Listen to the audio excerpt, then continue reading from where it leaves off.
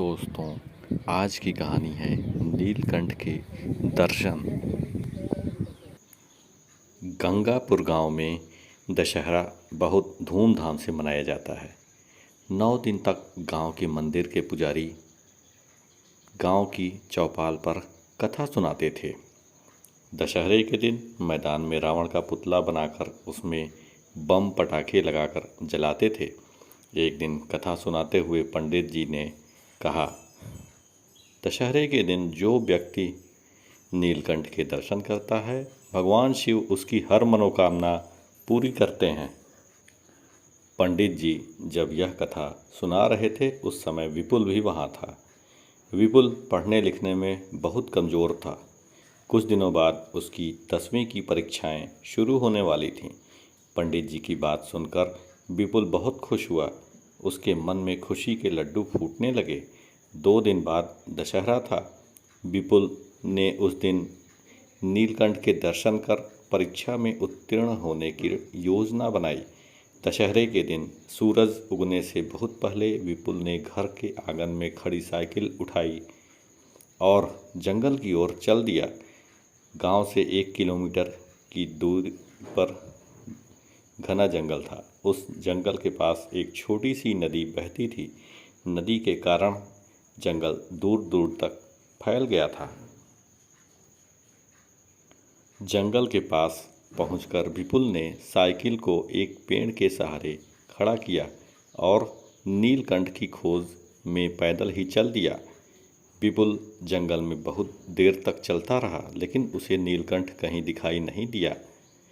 2-3 घंटे जंगल में घूमने के बाद भी विपुल को नीलकंठ के दर्शन नहीं हुए। विपुल बहुत निराश हो गया। जंगल में घूमने के कारण विपुल को भूख प्यास लगने लगी थी, लेकिन वह नीलकंठ को देखे बिना लौटना नहीं चाहता था। तभी एक पेड़ पर उसे नीलकंठ दिखाई दिया। विपुल खुशी से उछल पड़ा। उसने हाथ जोड़कर मन ही मन प्रार्थना की, हे नीलकंठ महाराज, मुझे 10वीं परीक्षा में अव्वल दर्जे से उत्तीर्ण करना। नीलकंठ के दर्शन कर विपुल अभी 10 कदम ही चला था कि उसे किसी सांड की हुंकार सुनाई दी। विपुल से थोड़ी दूर पर एक सांड हुंकार रहा था। अतुल उस सांड को देखते ही भाग खड़ा हुआ। सांड भी उसके पीछे दौड़ा। विपुल घने जंगल में तेजी से दौड़ने लगा। सांड भी उसके पीछे दौड़ने लगा। सांड से बचने के लिए विपुल दौड़कर एक पेड़ पर चढ़ गया। सांड भी उस पेड़ के पास पहुंचकर रुक गया। तभी सांड ने पेड़ के कई चक्कर काटे और फिर उस पेड़ के नीचे बैठ गया। पेड़ पर चढ़ा विपुल भूख प्यास से बेचैन हो रहा था। उधर वह सांड पेड़ के नीचे मज़े से बैठा विपुल के नीचे उतरने का इंतज़ार कर रहा था। 3 घंटे ऐसे ही बीत गए। दोपहर से शाम हो गई, लेकिन सांड वहाँ से टस से मस नहीं हुआ। भूख प्यास से विपुल का बुरा हाल हो गया था। नीलकंठ के दर्शन करके विपुल भारी मुसीबत में फंस गया। वह सोचने लगा, अगर वह पंडित की बात पर विश्वास नहीं करके नीलकंठ के दर्शन करने जंगल में नहीं आता, तो मज़े से दशहरे के मेले में घूम रहा होता। विपुल ने मन ही मन कसम खाई कि अब वह कभी इस तरह की बातों पर विश्वास नहीं करेगा। सूरज छिपने लगा। विपुल बुरी तरह डर रहा था।